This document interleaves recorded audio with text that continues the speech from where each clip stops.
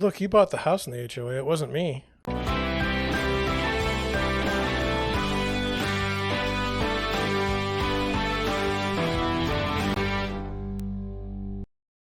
Good afternoon.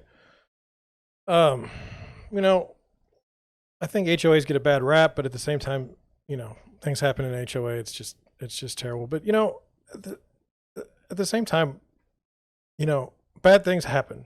Bad things happen, and thank God there's a press that reports it every once in a while, so we can go over it. So let's just get into the story right now. It says mobile HOA board responds to protest over hefty dues increase. So you can see this drainage ditch here is pulling down fences and stuff in an HOA, and so it says an HOA residents took to their neighborhood street to protest homeowner association fees. They're being asked to fork out $6,300 this year, almost 5 times what they're asked to pay last year. And said a lot of people are not happy about this. One of the protesters said, and the lawyer that represents the homeowners association says, "I don't blame them. They should be mad." The lawyer says that the board has been actively fighting in court with a developer since 2017 to turn over ownership of a detention pond he argues wasn't maintained properly. The drainage ditch leading to it is now collapsing, and photos show major erosion in the people's backyards. These are problems that will take hundreds of thousands of dollars to fix, not to mention legal fees. It's a cost that must be split evenly amongst all 72 lots in the neighborhood, according to the covenants and restrictions homeowners agreed to follow when they purchased their property. If a drainage problem occurs over here, your house may or may not be on it, but you agreed when you moved in the neighborhood that we were all going to fix these problems. We're going to chip in to do that. So, there was a quote down here. I didn't finish it. It says the board is not happy that they're in this situation either. They agree with the angst, the upset that people have about all the assessments and costs of the difficulties in the ditch collapse and all that stuff. And they've been fighting for several years to solve the problem. And then at the end, it says it's entirely possible that the homeowners could get their money back if the board's lawsuit is successful. So, we got this problem here. We've got this retention pond. And,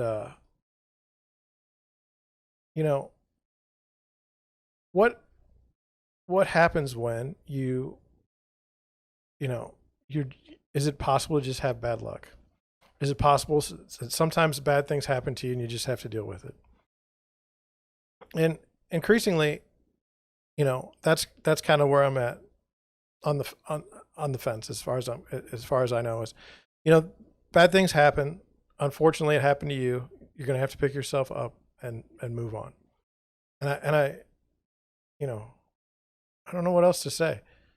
I had some thoughts and I had some questions. I wanted to go over them with you, so I'll just pull them up now. It says, one, do people not realize that when you move into a subdivision with an HOA, you're subject to any assessments that are deemed necessary? So from a real estate agent perspective, if I know somebody that wants to buy a house in an HOA, one of my things that I want to do is make sure that they've seen a copy of the subdivision rules or the covenants so that they have some idea of what they're getting themselves into. And what I would say is that, over time, the HOAs have become more and more restrictive. Now, I don't know if that's because they've needed to be more and more restrictive as they've had to deal with different issues, or if it's just one of those things that after a while, the HOAs just get more and more difficult to be a part of. But where I live, a house was built in the 1950s, late 1950s. The HOA is very friendly as far as I'm concerned. We pay our dues, we pay our trash through our HOA, we pay a little fee to maintain the common areas, and that's it. They do not bother us at all. Now, do we have things in the HOA that in the rules that are maybe dated or something like that? Well, I don't know. And I've never had the HOA come after me for anything. I've had the county come after me, but never the HOA, and I'm okay with that. Like that I feel good about where I live. But when I show other people houses, it's like, if we have the opportunity to be in a home with an HOA or one without one, there are reasons to not have to deal with this HOA situation. So just be aware, if you're going to go buy a house and you're in an HOA or you're thinking about a home in an HOA, make sure that you read the rules and restrictions and ahead of time know that you're going to have to deal with this. For instance, one of my friends has a very nice car. He likes to work on it in the front yard, not in the front yard, but on the driveway. And in this particular HOA, he's not allowed to park the car in the driveway. He's got to park it in his garage. It's a pain, but whatever. Second thought I had is there's 72 lots in this development. We don't know how many lots are impacted by the drainage issue. And it's entirely possible that more than a third of the homes didn't know there was even an issue when they bought their home. And so that's one of the things that I took away from the tragedy in Florida with that condo collapse. The people that had lived in that condo knew or had some understanding that there were structural problems with it. I'm not excusing the people. I'm not trying to say that they should have known better.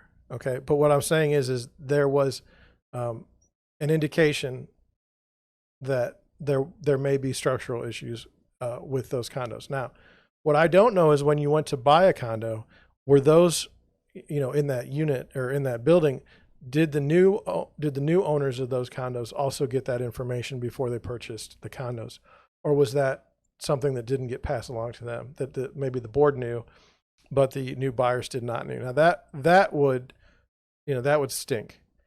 Similarly, in this case, if this retention pond is on the other side of the subdivision, it's possible that when you bought your house, you had no idea that this was an ongoing issue.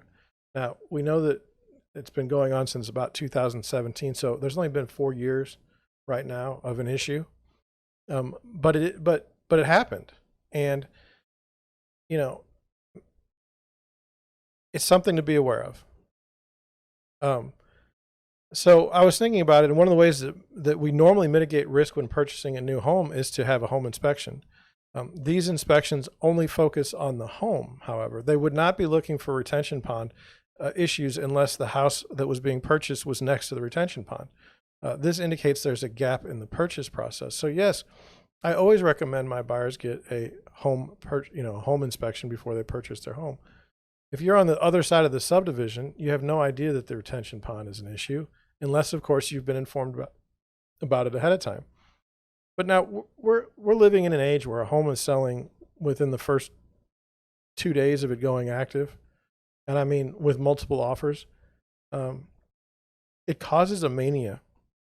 It causes you to cut corners, and this is just an instance where a bad thing happened, and the whole the HOA is responsible. And in my opinion, to their credit, okay, they're doing something about the issue.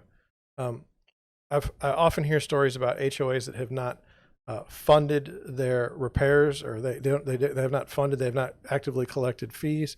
And so if there is something that arises, they have no way to pay for it. This HOA is at least being proactive and at least working with this issue. But another gap is going to be with the seller's disclosure. It's highly unlikely a homeowner is an expert in retention ponds. Okay. If you see out in your backyard, your fence falls down, and you say, my fence fell down because of some erosion, you really didn't have any idea how bad the situation was.